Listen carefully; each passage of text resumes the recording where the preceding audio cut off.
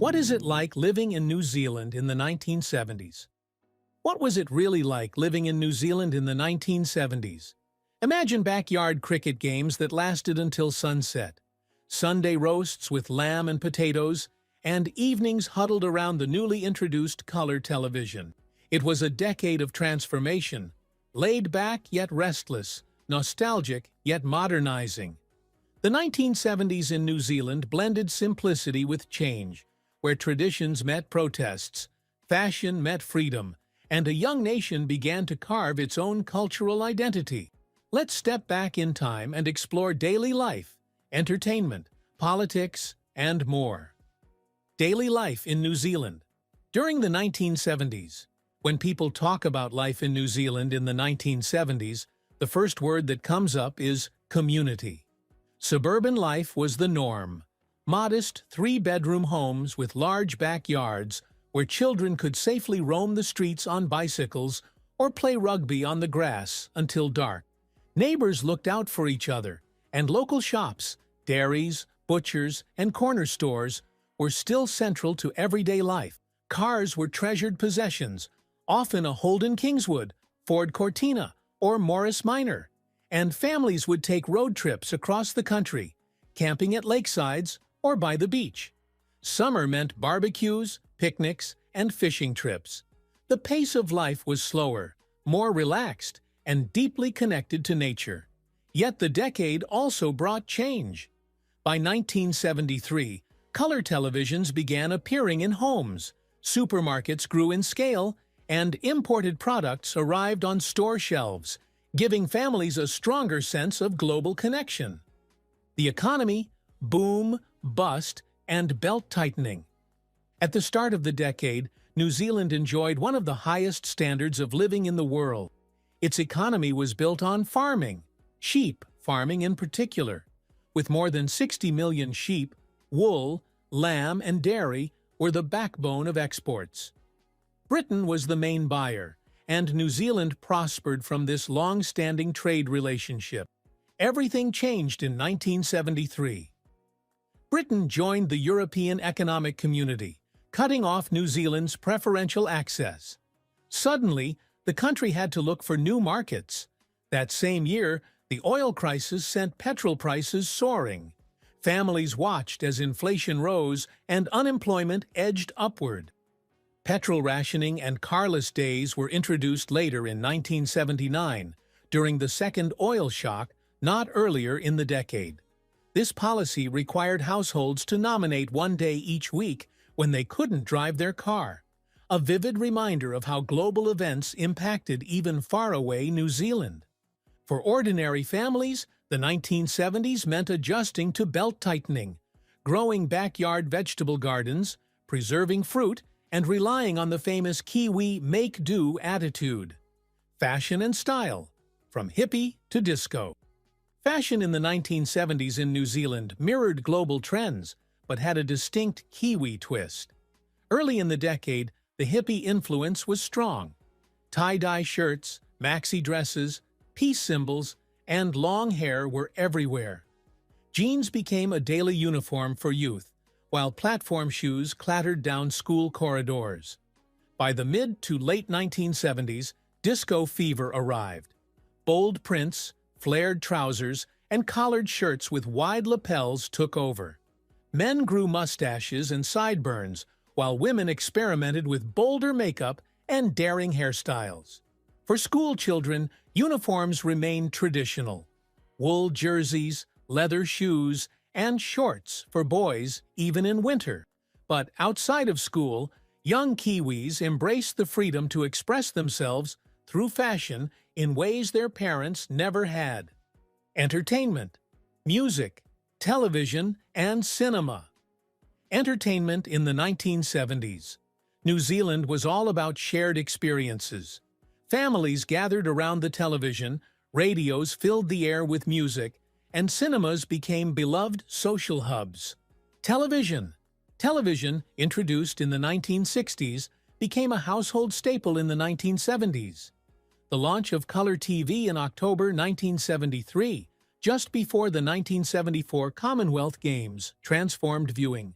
Popular programs like Country Calendar became part of weekly life, and the first telethon in 1975 glued families to their screens, raising money while creating a sense of national unity.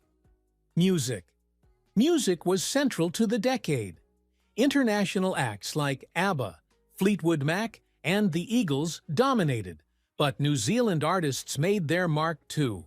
Split Ends, formed in 1972, brought quirky costumes and experimental sounds that challenged norms and put Kiwi creativity on the global stage. Cassette players and record collections gave teenagers a soundtrack to their lives. Cinema.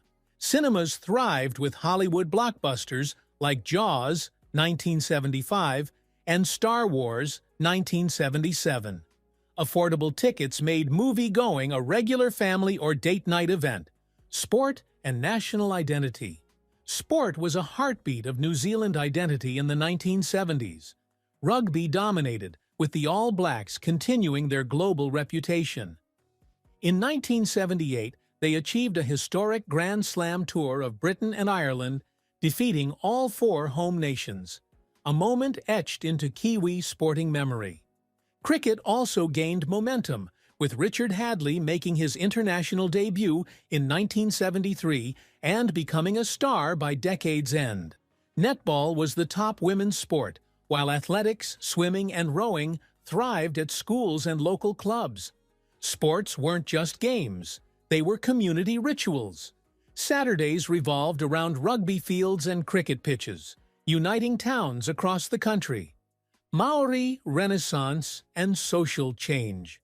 One of the most defining features of the 1970s New Zealand was the Maori cultural and political renaissance. After decades of language loss and land alienation, Maori communities began reclaiming identity and rights. In 1972, Nunga Tamatoa and activist Hana Te Hemara presented a Maori language petition to Parliament with over 30,000 signatures, demanding the language be taught in schools. This moment became a cornerstone of the Maori language revival.